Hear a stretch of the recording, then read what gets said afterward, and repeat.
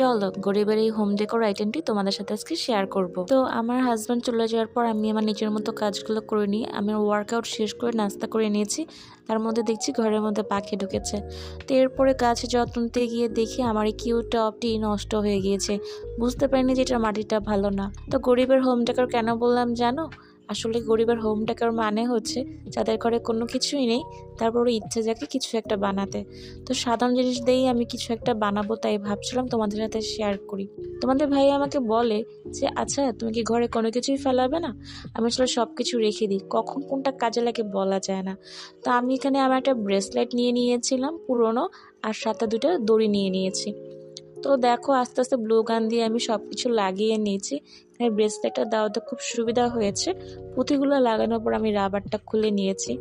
তো আমি অফলাইনে পুরো ফিতাটা লাগিয়ে নিয়েছি সুন্দর করে। দেখো কেমন লাগছে। তো এই যে hair is the final look, কেমন লেগেছে জানিও।